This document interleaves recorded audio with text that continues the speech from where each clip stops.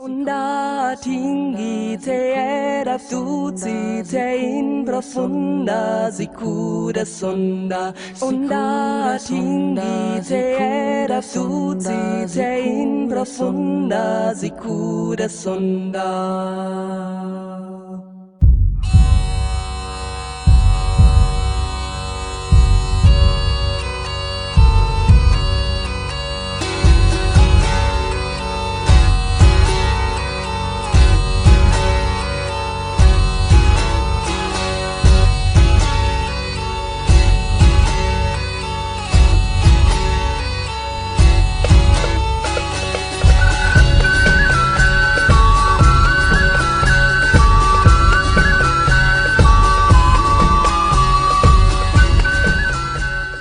G'day, Judgic here, and welcome to round two, turn two, number two, whatever, you know, it's the next one. It is the next one in the series, and, well, we had a pretty harsh last turn.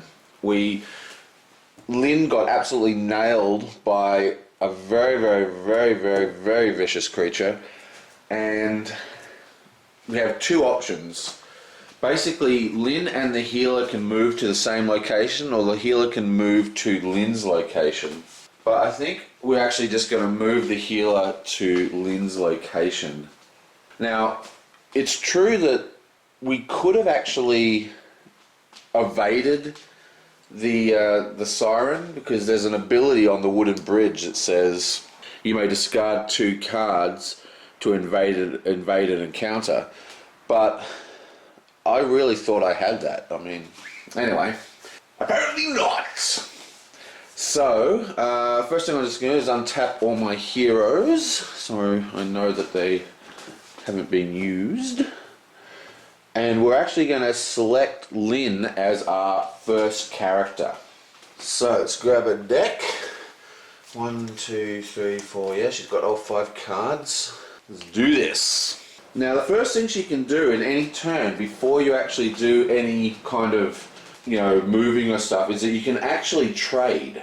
And she's going to use this opportunity to trade Acid Arrow, which is an arcane spell, over to Siolom. That's going to give her 4 cards. And then she's going to move. And she's going to move all the way over here to the wooden bridge. Now, once she's there, she has a couple of choices. Now, we want to burn these decks down, so she doesn't want to use her Explore, but she does have a Cure, which is actually better than her natural heal. This is a 1d4 plus 1, and her natural heal is a +1. Okay, so she's going to cast the Cure, and we're targeting Lynn, and we get 1, so she gets to do 2 cards, which isn't a huge amount. This is her discard pile, 1, 2, and that's as her. She now has 5 cards of health instead of 3, so that's a lot better. Now, after doing this, I've got to put a shadow over this card so you can read it. That's why I don't usually film in this room, but there's a board game set up on my normal table. Anyway, so now she can do a divine check, 8, to see if she keeps the card. Now, her divine is 12 plus 2, so she gets a +2, and she rolls a 12 die. Come on, boom. Oh, it's unbelievable. I'm just rolling so badly. Banish this card. Oh no, discard the card. So that card is now discarded. That was a real bummer. And then she is going to use her ability as well and do a second heal. Instead of your first exploration on a turn, you may reveal a card with a divine trait. We reveal Sanctuary, which has the divine trait. And then we get to roll a d4. This is also a d+1, so it's actually no better than that Cure. Yaboom. Ooh, and she gets a 3, and she's targeting herself, I forgot to tell you. So, hopefully we'll get that Cure back. So she gets 3 plus 1, actually, so that's 4 cards. 1, 2, 3, 4. Booyah! And she's got a nice fat deck. And this is now discarded. Now, she does have a potion of hiding and she's got Blessing of the Gods. But what she's going to do is she's actually going to discard the potion, because she doesn't really want that. Just discard that potion. And now she draws up to her hand size, which is 5 cards. That's another 4 cards. 1, 2, 3, 4. Beautiful. Okay, so she's the only character doing anything good. I wish the 4 health went to Lim though. It is now actually Lim's turn. Yoink! Let's see what she's got for us. Okay, Lim has a cure, mending, guard, dog, and a crow. Interesting. She's got some pretty good cards. Oh, I think the first thing she's going to do is also cast a cure. Now her divine skill isn't as good. She still gets to roll a 1d4, but she has a much less chance of, recharging it. Boom! She gets a 1, so that's another 2 health restored. There's only 3 cards now. And suddenly, she's all healed up. Now her divine is a d10 plus 1, so we're probably not going to recover this, but we'll give it a go. Come on! Come on! High numbers. Oh, 9! Awesome!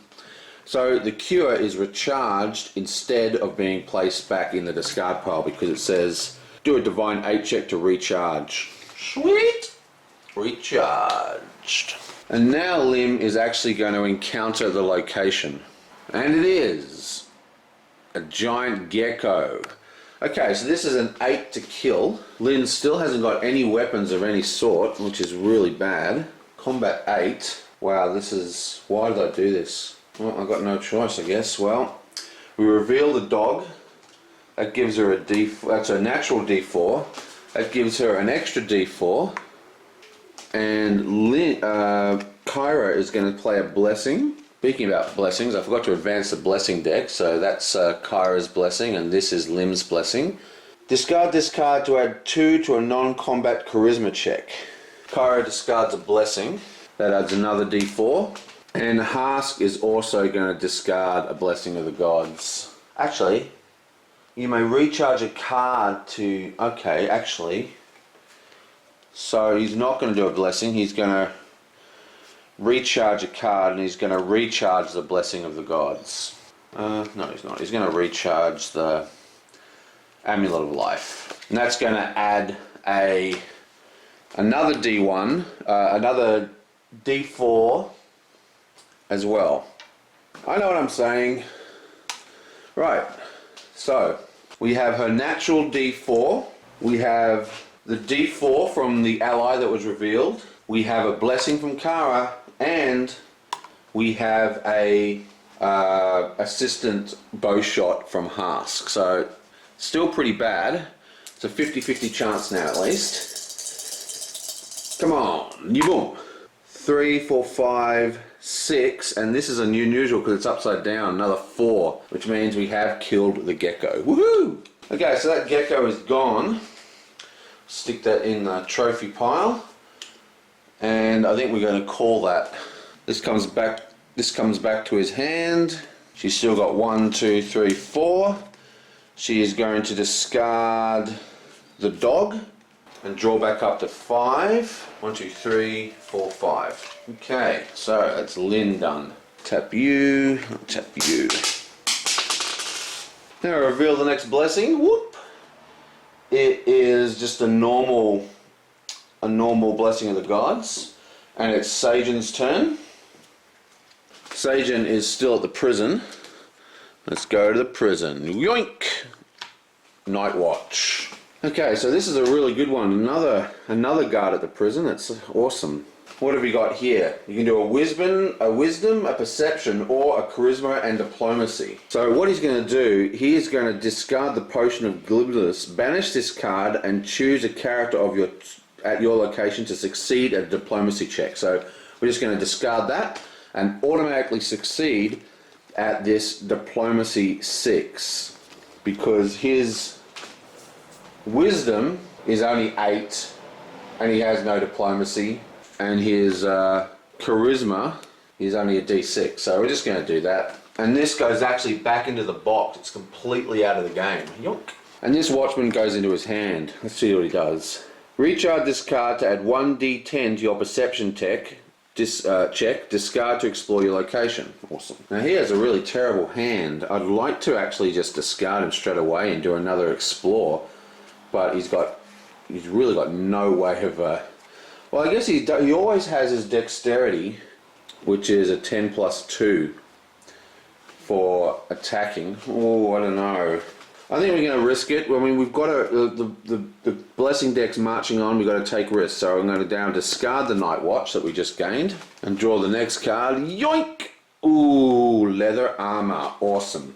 And this is just a Constitution Fortitude check 2. So we really should pick this up. It's very nice to have a bit of armor. His Constitution's a D6, so he just gets to roll a D6. We just need a 2 or higher. Come on. Bam! That goes straight into our hand. Thank you. 1, 2, 3, 4. And he's still at 4. And he's going to discard 2. So he's going to discard 2. He has 2. He refills his hand to 4. Blessing of Gods and a Holy Water. Blech. And, well, that's it for his turn. Haven't seen any henchmen. That's Sejun's move. Sejun or whatever. She's at the Magic Academy.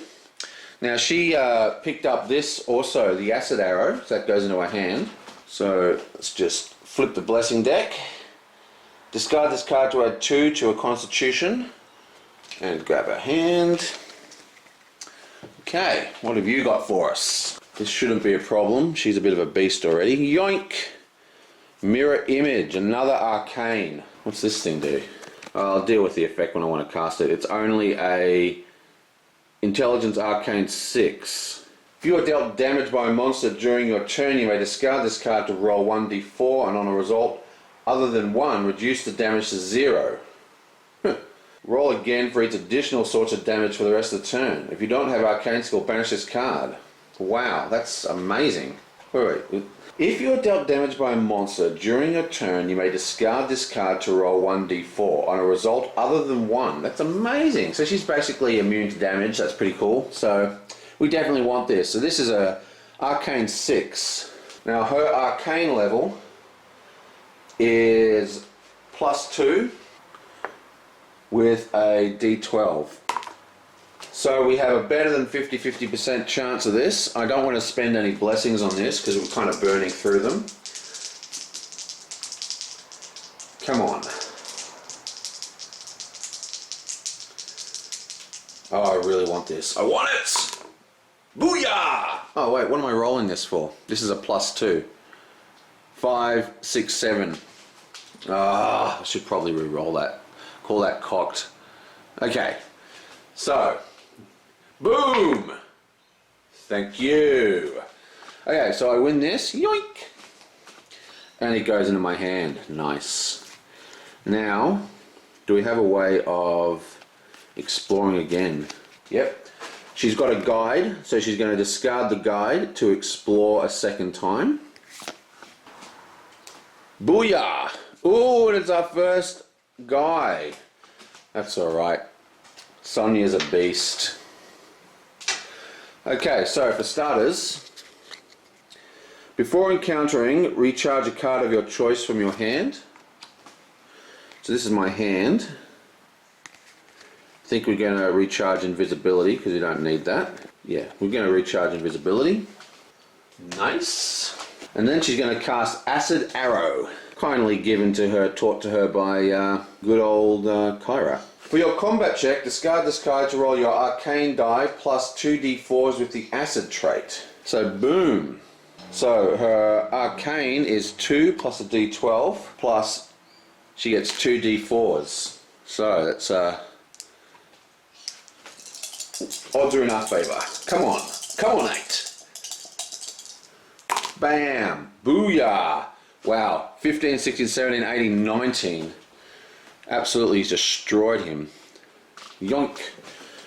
So this guy is now destroyed. I may immediately attempt to close the gate. So we're going to stick that in her trophy room. Now to close a gate, or to close this particular gate, you may shuffle a spell from your discard pile into your deck. Oh no, when permanent close. When closing, succeed in intelligence or arcane 6 check. That shouldn't be a problem.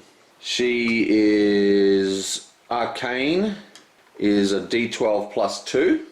Yeah, arcane 6 check. So we just need, 4 or higher. Boink. Oh! Oh my god! Damn you! Oh, man, that's really annoying. Okay, so we failed to close the gate. Acid Arrow is automatically recharged because it has the arcane skill, so we don't need to test for it. Wow, this game needs re-rolls. It's so frustrating not having re-rolls. 1, 2, 3, 4, 5, 6. And that's her done. Oh, God. So what does this mean? I've just got to empty this entire deck, I guess, and then I can close it? I'll have to look that up. Next blessing, yoink! Add 2 dice to a check to recharge a card. That's a good one. Almost halfway through the game. We are doing terribly. Okay, here she is, and it's revealed. More items. This is a dexterity to disable. This is a dexterity or a disable, and we need a 7. Her dexterity is 6, so she's going to automatically fail. Yoink, we'll just chuck that out.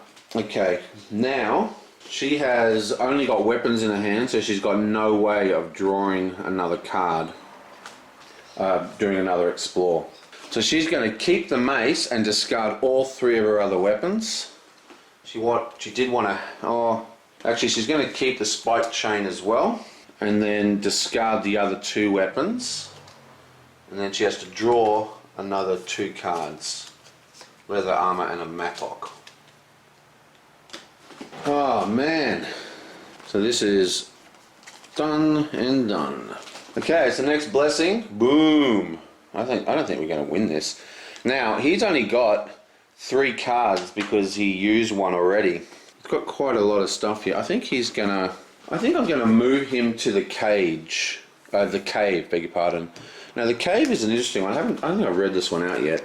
Treacherous Cave. It's got 2 monsters, 1 barrier, 2 weapons, 2 armors, 2 items, and you must exceed at a Constitution or a Fortitude 6 check to be moved to another location. So basically he can't leave the cave, but I think it's alright because he is got that ranged ability. He can help people just like, so it's not, he's the least character that has the least effect from being locked in this location.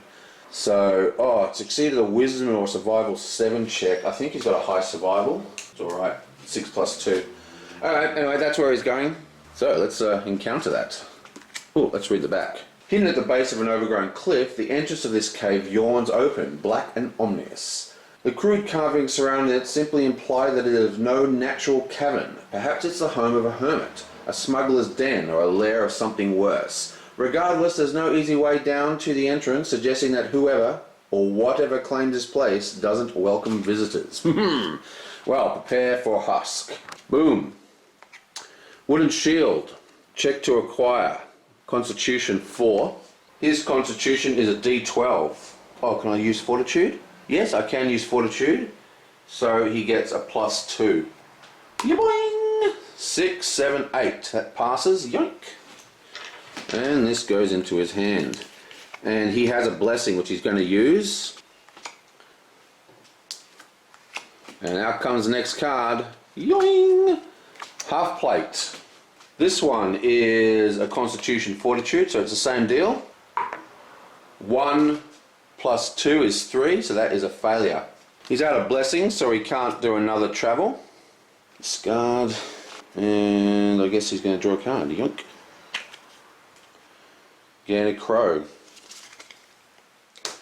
Okay, that should be 1, 2, 3, 4, 5, 6, 7, 8, 9, 10, 11, 12. Why have I got 12 in here? Oh, it's 6 characters each this time. Okay, so, well, that's it. Basically, we're halfway through the game. There's only 30 turns left, and we're completely boned. We've basically, we know that the bad guy is not in here, but we haven't closed any other locations. We've got to start burning blessings on exploration. Just explore, explore, explore. We really got to burn these decks down. There's decks we haven't even started at yet. This is not good. Okay, well, I'll see you guys next time. Onda tinggi te era tuzi te in profunda sicura sonda. Onda tinggi te era tuzi te in profunda sicura sonda.